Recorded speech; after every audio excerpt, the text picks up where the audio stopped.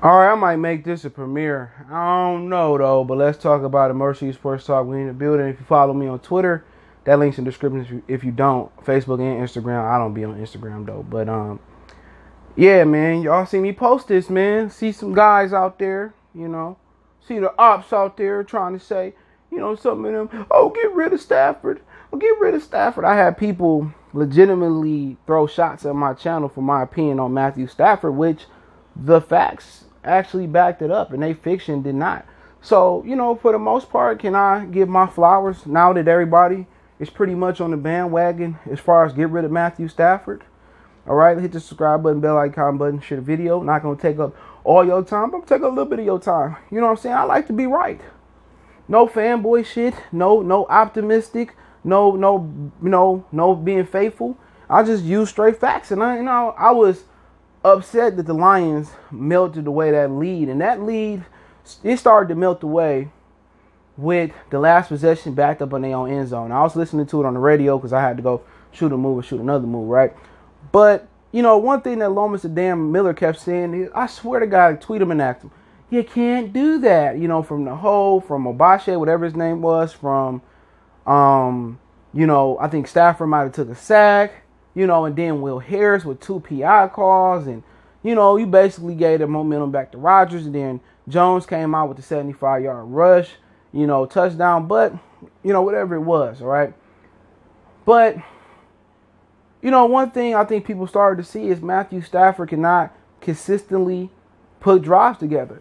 Stafford is a guy that's either going to give it to you late, give it to you early, or give it to you late. And Stafford is at his best in garbage time. And a lot of his victories that he did win over 500 or above 500 teams came when the team became, the ops became lax, and then he caught fire. Stafford is a career garbage time stat stuffer. I was talking to my guy out there in the Bay Area. He was like, well, Stafford got he got the Hall of Fame numbers. A lot of quarterbacks got Hall of Fame numbers because it become a pass-happy league where you can't jam and you can't hit the receiver. You can't hit the quarterback no more. But what I'm trying to show people is Stafford cannot consistently go up from quarter 1 to quarter 4 and march up the field and put the, ball into the end zone. You can say, oh, it's the running game, or he just fluky. The pick he threw in his own end zone. And, Stafford has just not been that guy that consistently can put drives together. And then also, when you have a quarterback that can't consistently put drives together, you don't have the run game that can help him put drives together. And then you don't have the explosive athletes to help him put the drives together. You know what I'm saying? So, you don't have an athlete where he can toss it or throw a 5-yard, hitch route, and they can just take it to the house. Patrick Mahomes, if you look at the way the NFL, the trajectory is going, you got Harmon, Robinson, Tyreek Hill. You got Clyde Edwards here, whatever his name is.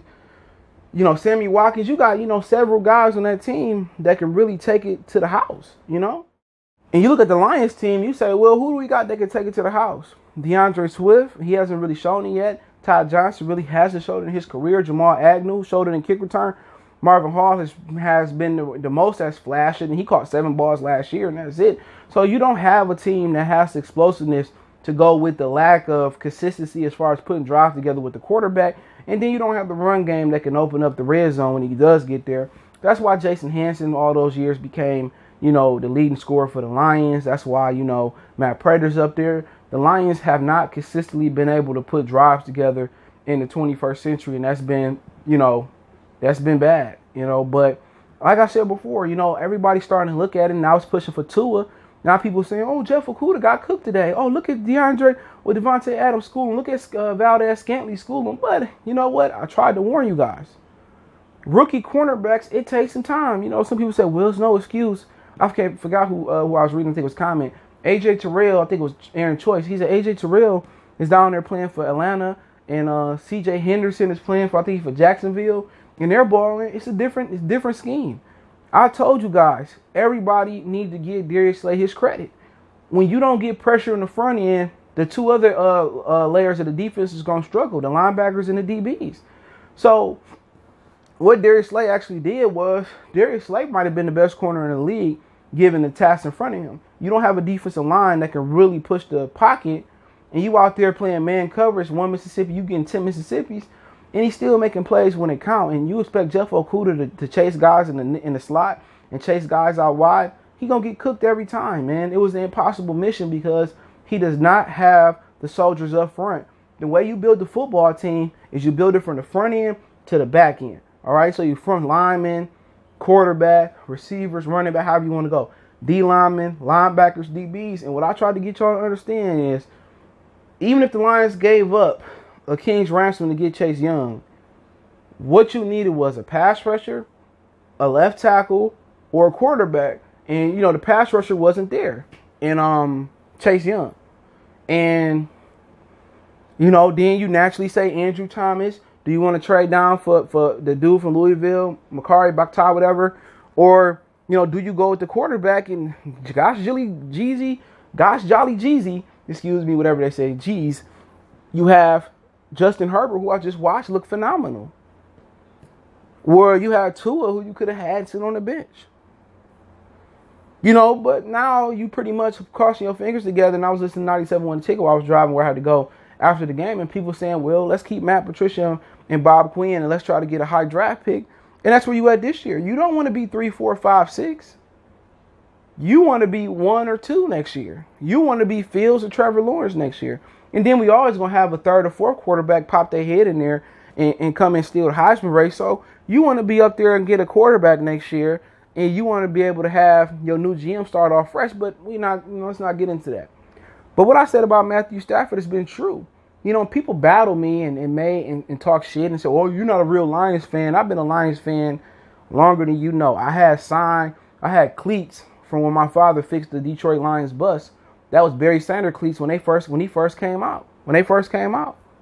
You know, I've been to the games. I've had the apparel. I had the bag. I've been a fan longer than most of these dudes, you know what I'm saying?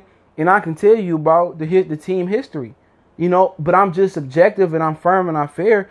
And I told you, it's been 11 years of white privilege for Matthew Stafford. And you might not like the way I'm spinning that, but it's been 11 years. No Negro or black person is going to get that privilege. He been deserved to be gone. He's been the problem or part of the problem for many, many years. And now it took y'all almost 12 seasons to realize he's been the problem. He's been the one consistent. Not Kenny Galladay, not Calvin Johnson, not Nate Burleson, not Jeff Backus, not Dominic Raiola, not Brandon Pettigrew, Eric Ebron, Javid Best. I mean, we can just keep going on and on. You know, a player, he's been the one consistent. Cliff Favre, Kyle Vanden Bosch, Nick Fairley, Ndamukong Suh, Justin Durant, DeAndre Levy, Ezekiel Ansah, Chris Houston, Dre Bly. I mean, you go through a lot of players through the last 20 years of the Lions, but the one constant or the one consistent has been Matthew Stafford. People forgot what Joe Lombardi said on the way out. He was stupid. He made a quote legitimately that got covered up and said Matthew Stafford was too stupid to pick up the offense. It's been rumors that Matt Patricia and Bob Quinn don't trust him. It was Jim Caldwell made him a game manager because he didn't trust him. So if you have several offensive minds come in and tell you that this kid wasn't good enough to break down defenses or he was stupid, you know what I'm saying? I'm just keeping it real. Why you still got him? Because the Fords liked him. He's been the one consistent. Him, Don Molback, the long snapper. So it's been time to get rid of Stafford, man. And, you know, at the end of the day, I accept you dude's apology if y'all come out like a man and be like, hey, man, salute, you was right. Because I'll do the same. I've been on track. If I'm wrong, I'll keep it 100. And all these dudes sit here and shitted on my channel because I kept it real. I ain't never bothered none of them. I ain't never made a video dissing none of them. Like Mob D said, all I do is try to spread love. All I do is try to spread the truth. It was one guy that made a video. It's funny to me. I said the Lions going to get rid of Golden Tate, you know, and they got rid of him. Oh, you hating Motor City. He ain't going to get no Golden Tate not going nowhere. 6 weeks later, whatever it was, Golden Tate gone. I'm not running my channel on Optimus. You like Optimus channels or Optimism channels? Well, go be it. It's a place in YouTube for everybody. I'm not going to sit here and shoe shine shit, you know, accusations that they get or who they acquire, who they put in. If I don't like who they putting in, I'm going to say it. If I don't like what the coach is doing, I'ma say it. I'm not gonna kiss no funky ass. That's one thing you're not getting from me. But y'all can go on and tell me how terrible Stafford was and how Jeff Okudah was a bad pick. I addressed that in the morning. But like I said before, apologies being accepted. You know what I'm saying?